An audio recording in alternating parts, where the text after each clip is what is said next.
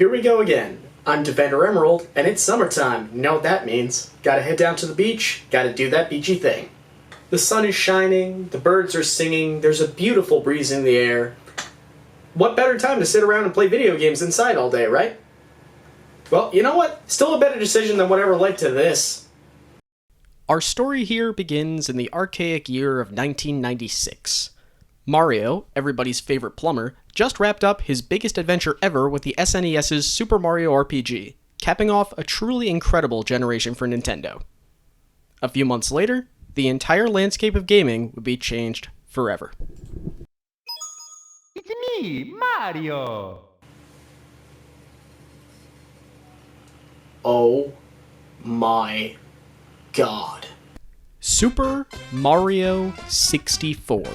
The next step in gaming's evolution as a medium. This bad boy was all in on analog controls, the modus operandi of the N64 as a whole.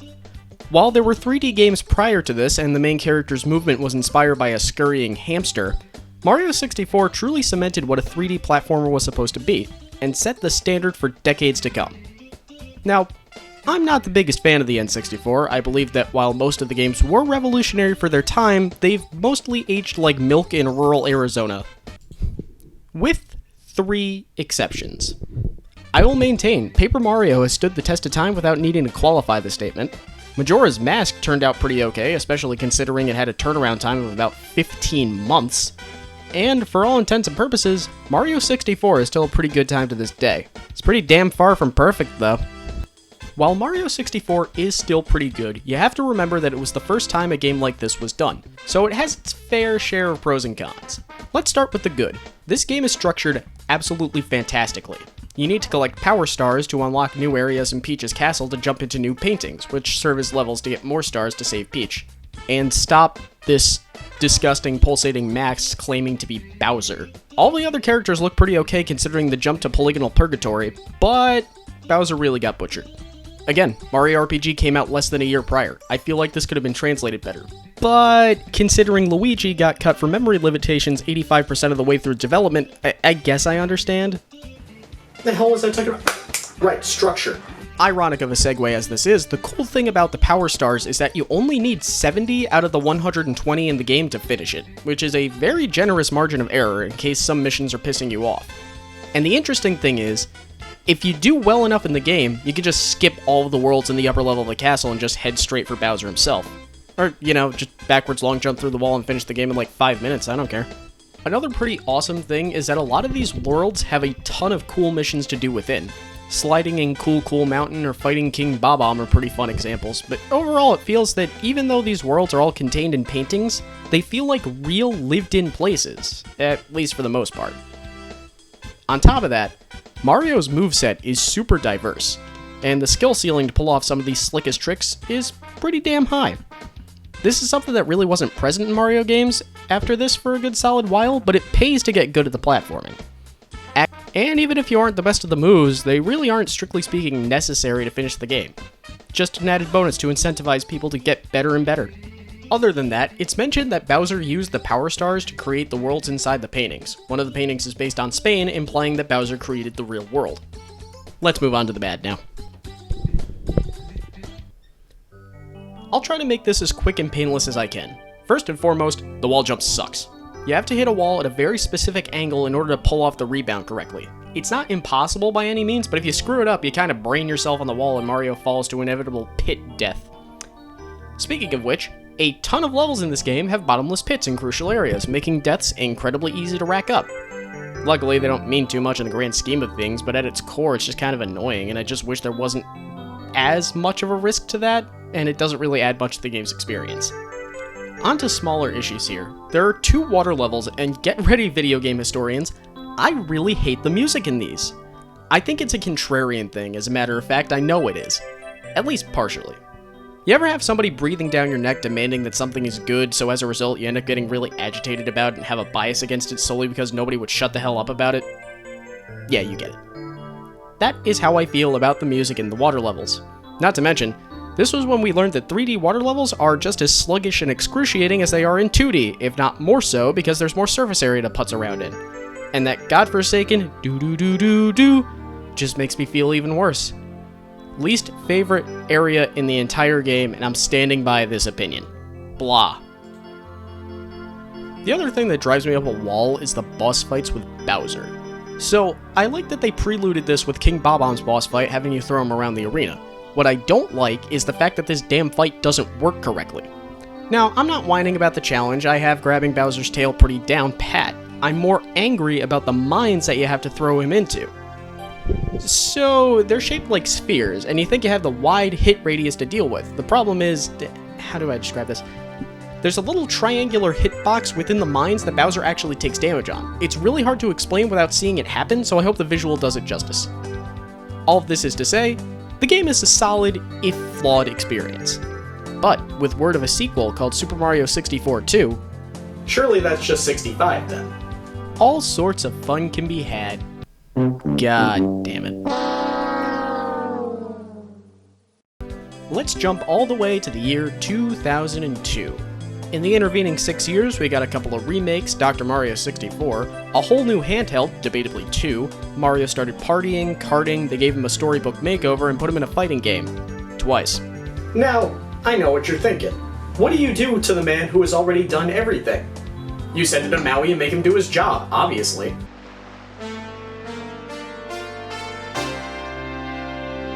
Super Mario Sunshine! Woohoo! Super Mario Sunshine is the closest we'll ever get to Mario actually doing his job as a plumber in the playable sense. Especially considering you're cleaning up suspicious brown liquid the entire time. Crappy joke, I am aware.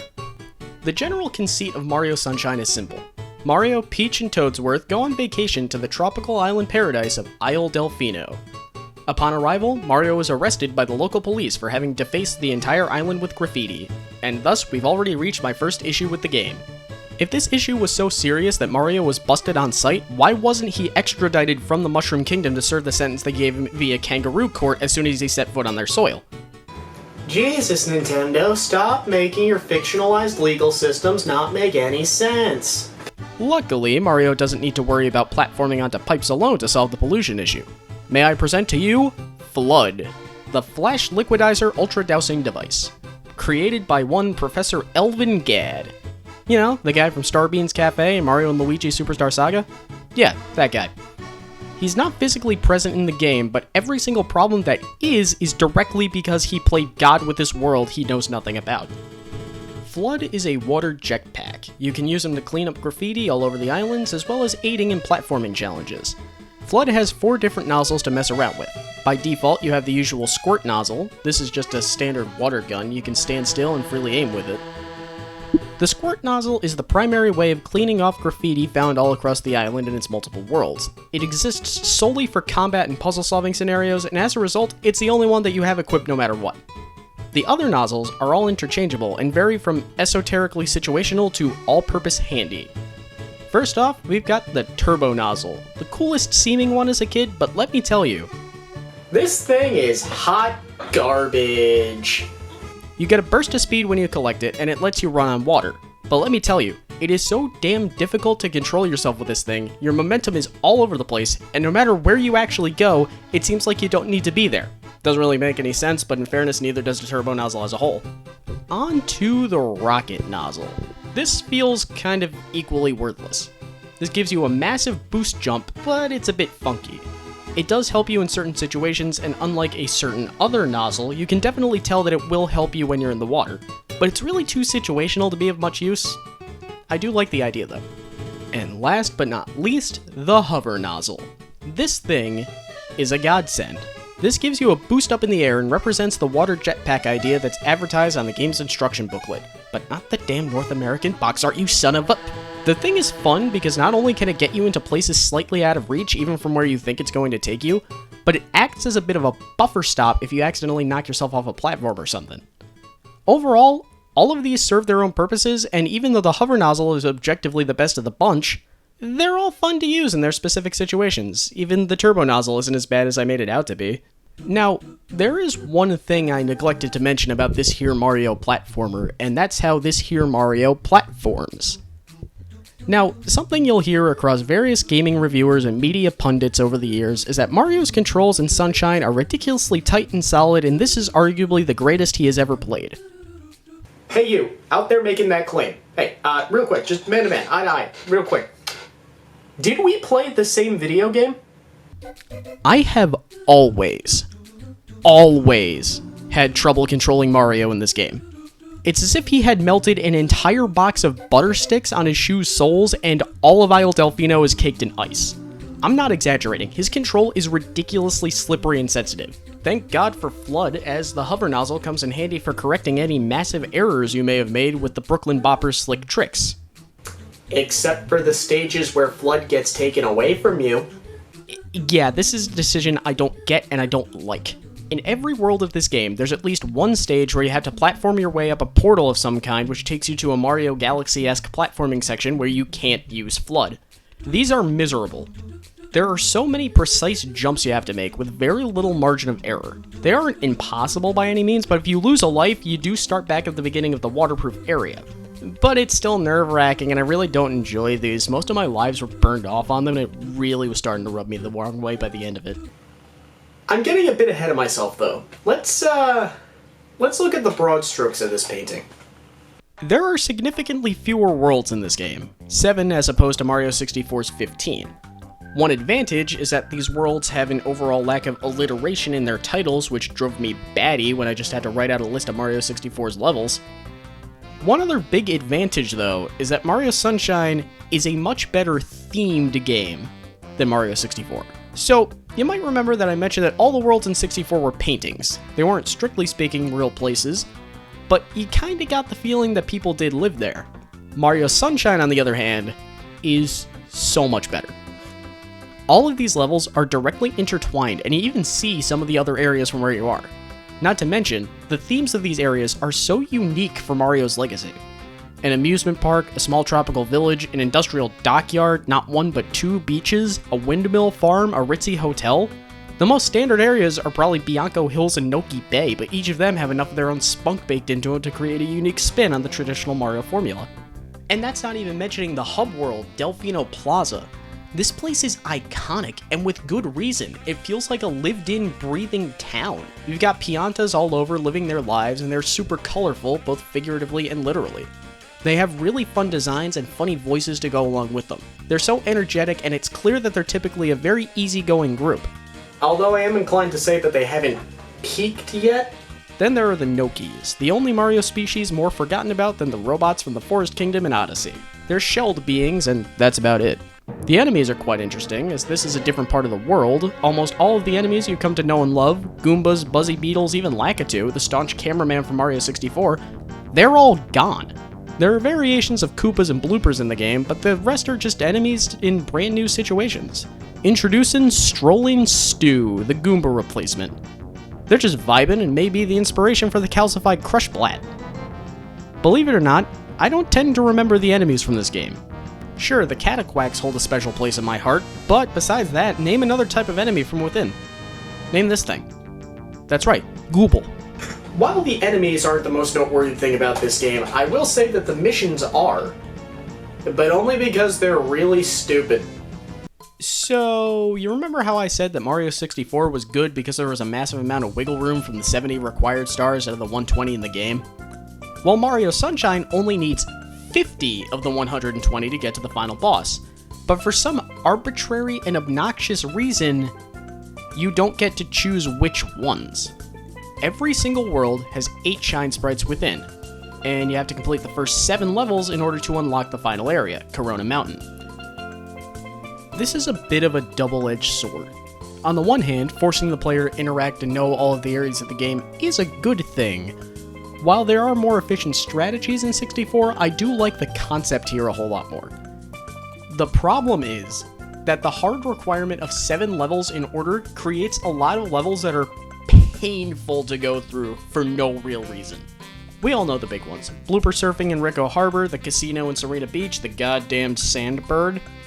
And the saddest thing is, due to the rigid structure that Sunshine has, a solid 40% of the game is actually completely worthless. Enter the blue coins, the part of Mario Sunshine that is near universally hated. Every world has a handful of blue coins in each stage. Some of them are in every level, some are stage specific, all of them are pretty tedious to get. For every 10 blue coins you obtain, you can run into this little shack that Ricco Harbor's portal is painted onto and talk to Tom Nook's fat cousin to get a shine sprite. It kinda sucks because if there was a fixed number of shines you needed to get rather than specific levels you needed to complete, these things would be a fun little alternative collectible to buffer your numbers and make finishing the game easier. As it stands though, they're both worthless and pointless. Not too dissimilar to the extra shine sprites littered around Delfino Plaza. It's kinda sad too, as some of the easiest and absolute hardest challenges are accessible through the plaza. But at the same time, because they really don't matter to the critical path, save yourself the unnecessary headaches. What the hell is this thing, man? Look, in case you couldn't tell, I've got a little bit of animosity towards this game. But I'm trying to be objective here. It's not all bad. Alright? There's a lot of stuff in here that I enjoy. The world building is phenomenal. It's just a lot of the issues that bog it down are kind of hard to ignore. First and foremost, the story of this game is honestly pretty damn cool. At least by Mario standards.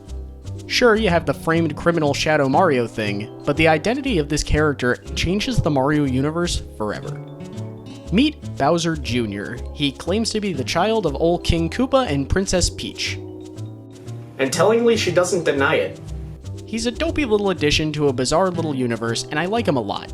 That being said, even after his identity is revealed and he kidnaps Peach, they still try to keep up the Shadow Mario facade. As far as I can tell, there's no real reason for this decision, but I guess if you could somehow sequence break it, they wouldn't want to ruin the surprise? Maybe? Also, we have Yosh. Yoshi is here. He's big into fruit in this game, and for some reason he's water soluble. I read a theory somewhere that Sunshine Yoshi might be made of the same paint as the goop, and that's why water annihilates him. Either way, he pukes out fruit juice and turns certain enemies into platforms. He can also dissolve these orangeade rubber barriers. I have absolutely no idea what they are. Yoshi's Flutter Jump ordinarily is an awesome addition to the usual platforming nonsense, but considering the hover nozzle is functionally identical, it renders Yoshi's usual repertoire pretty redundant. Another plus, in addition to all of that, I really can't state enough how much I adore the world that this game built. Isle Delfino is a wonderfully real-feeling place with locales that feel thought out and realistic, which is ironic considering most of the levels and general conceit of the game are unrealistic as hell. This place is designed like a realistic tourist trap. You've got a local village being patronized by the tourists and assholes, the ritzy hotel for the 1%, the salty, broken port area that imports all of the amenities, the peaceful, picturesque beach to relax on, the fun-filled amusement park and smaller beach area. The only outlier is Noki Bay, and in fairness, the level itself also feels kind of out of place, so bada bing bada boom. Maybe you see it as a little hidden fishing nook, I guess. It's a hell of a thing to say that if the physics of Mario were tightened up a bit, this would easily be a top 5 game for the Cube, maybe even Mario as a whole. It's bittersweet, you know? There's a lot of stuff about this game that's absolutely fantastic. The world design, the graphics, the level design, the vast majority of the mechanics, they're all fantastic. The thing that runs it down the pooper is the fact the vessel for this adventure is an Italian man slipping around more haplessly than the greased up deaf guy. All this game needed to be great was to slow down Mario ever so slightly, which sucks to see, because even with a pseudo remaster getting shunted onto the Switch in 2020, nothing got fixed. That especially sucks because Mario Sunshine is notorious for the amount of cut content that never made it into the final game. A few tweaks here and there and some more time in the oven, and this could have been one of the best Mario games of all time. But as it stands, from my perspective, this is Mario's worst adventure that the GameCube had to offer. As a matter of fact, do you want to know the exact moment that cemented my opinion on Mario Sunshine? Pinna Park, Episode 6, the Yoshi Go-Round secret. Now, Pinna Park, as cool of an idea as it is a miserable level to platform through, and I think that's because they don't focus on the amusement park aspect of it. The single worst level in the entire game is here, Episode 5, the Runaway Ferris Wheel. This level is awful because of the wonky collision detection, Electro Koopas being able to hit you from out of nowhere, the chance to clip through the walls rather than play the level, and let's not forget, the damn camera doesn't work. Look at this. Every single problem I had in Mario Sunshine is summed up in this one level. It makes me want to peel my skin off. This is so excruciatingly bad. So in fairness, I guess I gave up on the game here because the ending of Yoshi Go Round was the final nail in the coffin that put this sucker back up on the game shelf for the rest of my days, and it's all because of that mandatory level structure. But one thing before I head out. Let's talk about the ending. Skip to this point right here if you want to remain spoiler-free, so, you know, do with that information what you will. Anywho, once you've collected those mythical 50 shine sprites, you end up seeing Isle Delfino completely flooded, and your only chance for survival is to get up to the Shine Gate and head on in to Corona Mountain. This is a miserable level into itself. You're doing a boat puzzle with very sensitive controls, and you control Flood in the opposite way you would think to. You're thinking about it from like a physics perspective, but then you do that, and it ends up being like the real life perspective, and then you do that, and that's not even right. It's annoying. After that, you get the rocket nozzle, and that just gives you a foreboding sense of things to come. Climb onto the top of the mountain, you see Bowser, his son, and his bastard wife chilling around a soup hot tub? I don't know. You go around the thing avoiding Bowser's fire breath and jumping up into the air to avoid some bullet bills coming from Junior. You use the rocket nozzle to go all the way up, hit a ground pound to shake the thing, and just do that a bunch of times. Along the way, you'll notice that Flood is considerably weakening, and something I never knew about, Flood dies at the end of Mario Sunshine. He didn't have a character really, he wasn't that necessary, he barely said anything except for what? So, kind of pointless. But once everything's said and done, we get a nice little scene of Bowser admitting to Junior that Peach is not his mother. But Junior hits him back with a really sweet moment. Someday, when I'm bigger,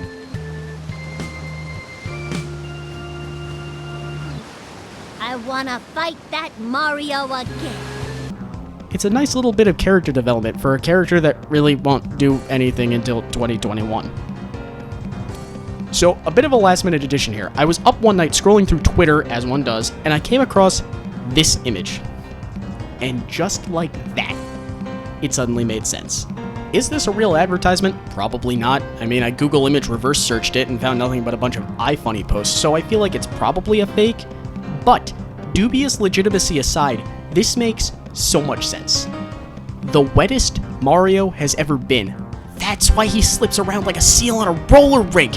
He spends almost the entire game soaking wet. His boots are slippery because he's perpetually soaked. That sums it up so much better than I ever could. It doesn't excuse it, but it does explain it. And that was Super Mario Sunshine. Can't lie, I really didn't enjoy playing this. It was just a bit too stodgy and repetitious for me to personally enjoy, and certain obstacles such as the Sandbird or, God forbid, the Yoshi Go Round, that's just bad game design. No two ways about it. I will say, the controls in this game are going to be the absolute deal breaker for anybody wanting to play it. I stand by the fact that it's way too slippery, but if you ask almost anybody, they'll completely disagree with me. Form your own opinion. Think for yourself. Don't let me sway you. Give this a chance if it even interests you remotely. But that being said, what I wouldn't give to be a fly on the wall during this game's development. There's so much content that was just dropped to the cutting room floor, and unfortunately this ended up being the version we got, which leads me to wonder if this was some sort of last-minute retooling of the Mario 64-2 idea that was from way back when. I'll never know, and I don't think the world is ready for the answer. But what I will say, though, as far as summer vacation is concerned, I can't think of a single better place to spend it than the sun-drenched tropical paradise of Isle Delfino.